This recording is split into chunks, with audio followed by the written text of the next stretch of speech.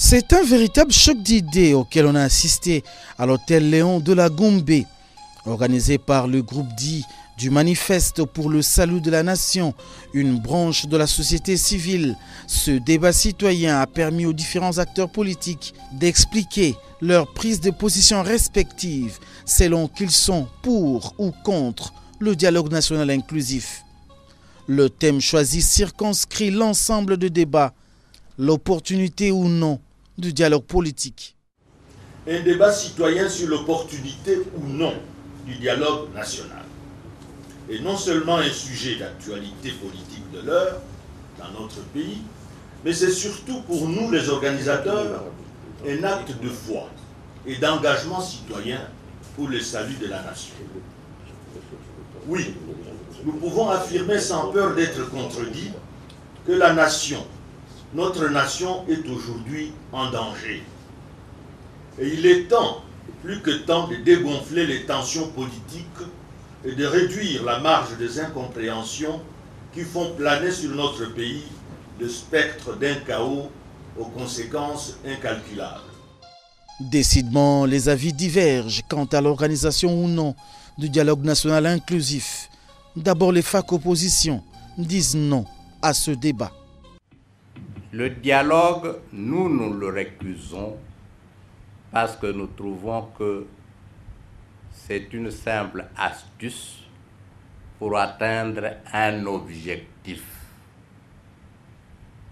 et que ce n'est pas le point de départ.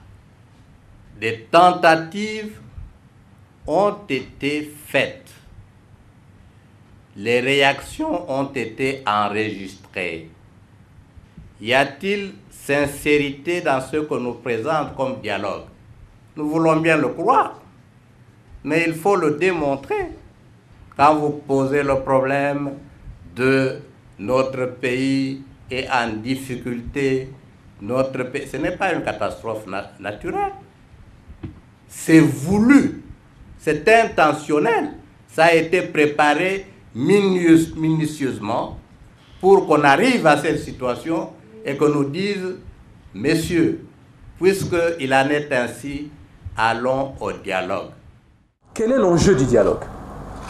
L'enjeu du dialogue est-il simplement lié au processus électoral qui a été mis à mal par les institutions au pouvoir du reste de la majorité au pouvoir?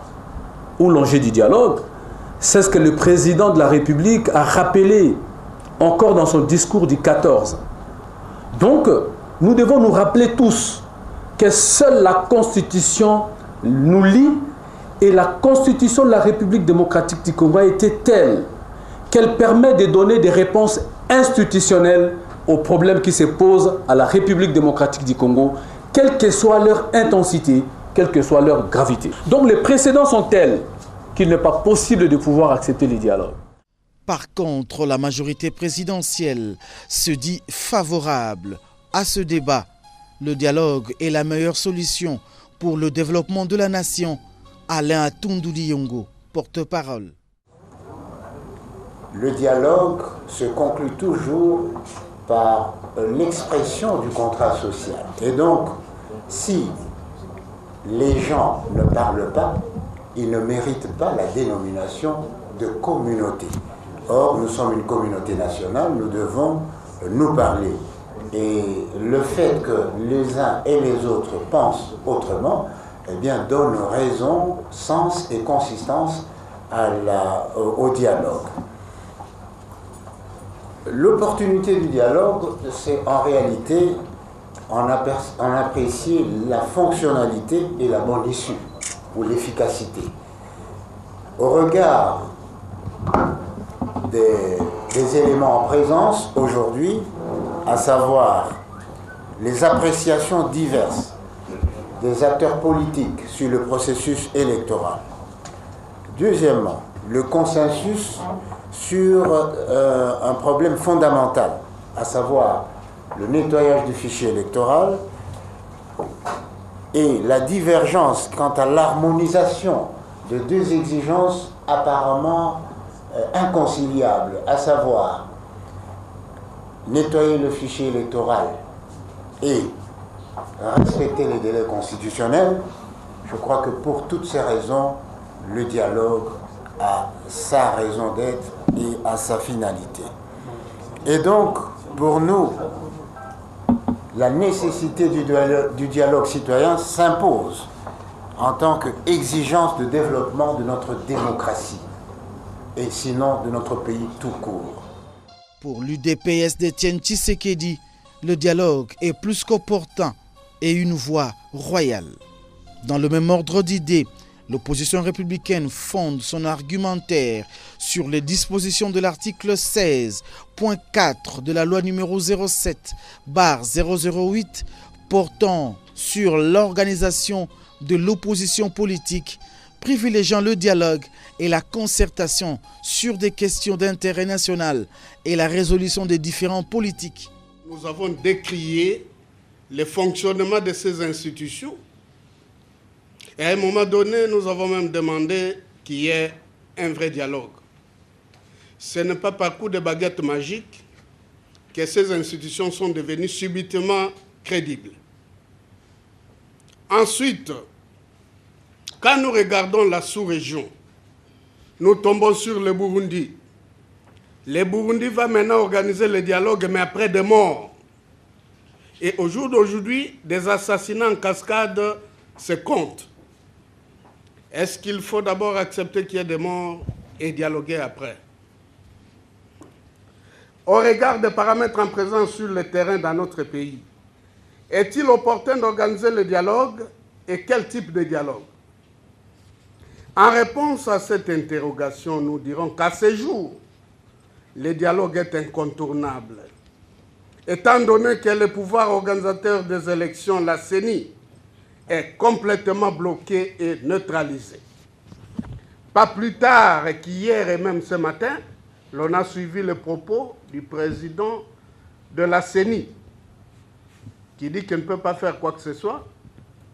Il faut qu'il y ait des décisions et des options politiques à travers une rencontre que nous qualifions de dialogue. Et nous avons suivi cette rencontre avec les représentants du Saint-Père, les nonces apostoliques, qui a abordé dans le même sens, qui a insisté qu'il y ait consensus entre nous Congolais afin que nous puissions reprendre le processus électoral.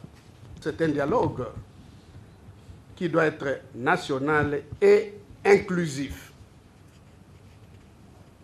Ayant répondu à la question « Quelles sont les raisons qui militent en faveur du dialogue pour l'opposition républicaine ?» Parce que naturellement, nous sommes pour le dialogue, dans la mesure où le dialogue, c'est une des vertus cardinales de la démocratie. Les éléments dégagés à l'issue de ce débat d'intérêt national démontrent le caractère important du thème choisi par les organisateurs. Pendant 2 jours, vous vous êtes attelés avec grand intérêt et une assiduité exemplaire à échanger, à discuter et à débattre de vos accords et de vos désaccords de manière patriotique et fraternelle. Dès les premiers instants de notre table ronde, l'alchimie s'est créée dans la salle. Tous, vous manifestiez un enthousiasme remarquable pour un sujet qui vous tient à cœur, les saluts de notre patrie. Nous vous remercions pour votre implication et ce fut la clé de la réussite de ces forums.